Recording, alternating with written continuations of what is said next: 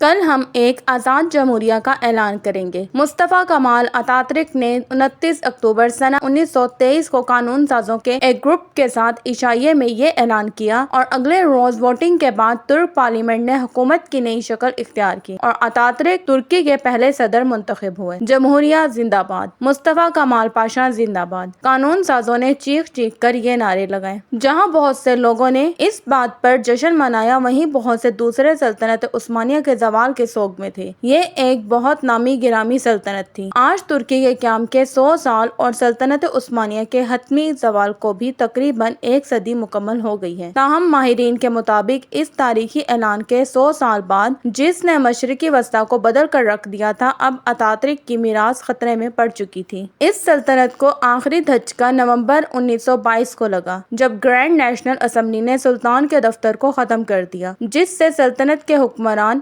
عثمانی خاندان کی تقریباً 600 سالہ تاریخ اپنے اختتام پر پہنچی۔ اس سلطنت کی بنیاد سنہ 1299 کو رکھی گئی تھی۔ ایک ایسی سپر پاور کا زوال جس نے تاریخ کے کئی ادوار میں طاقتور ترین حریفوں کا مقابلہ کیا، ترکوں کے لیے ایک المیہ تھا۔ عثمانی ریاست 3 براعظموں تک پھیلی ہوئی تھی، جو اس وقت بلغاریہ، مصر، یونان، ہنگری، اردن، لبنان، اسرائیل، فلسطینی علاقے، مقدونیہ، رومانیہ، شام، سعودی عرب کے کچھ حصے اور شمالی افریقہ کے ساحلی حصوں پر حکومت کر رہی تھی۔ بہت سے دوسرے ممالک جیسے البانیہ، قبر، عراق، سربیا، قطر اور یمن بھی جزوی یا مکمل طور پر عثمانی سلطنت کا حصہ تھے۔ بہت سی قومیں سامراجی میراث کا ذکر ہی چھیڑنا پسند نہیں کرتی، مگر ترکی جیسے ممالک اسے بہت سنہری دور کے طور پر ان پرانی یادوں کا تازہ کرتے ہیں۔ عثمانیہ خاندان کا آغاز ایک ایسے موقع کے ساتھ ہوا جسے عثمان اول، جو سلجوق سلطنت کے رہنما تھے، نے ضائع نہیں کیا۔ اپنی سلطنت اور ہمسایہ بازنطینیوں کی کمزوری کا ادراک حاصل کرنے کے بعد عثمان نے 1299 میں اناطولیہ میں اپنی حکومت بنانے کا فیصلہ کیا۔ یہ علاقہ اب ترکی کے نام سے جانا جاتا ہے۔ اس طرح وہ ایک ترک ریاست کے بانی اور پہلے سلطان بن گئے۔ یہ وہ ریاست تھی جو کچھ ہی عرصے میں وسیع ہو کر 5 ملین کلومیٹر سے زیادہ رقبے تک پھیل گئی۔ عثمان کی اولاد آٹمن یا اوتمن کہلاتی تھی، جہاں سے وہ عثمانی بھی کہلائے جانے لگے۔ انہوں نے 6 صدیوں تک ایک طاقتور ملک پر حکومت کی،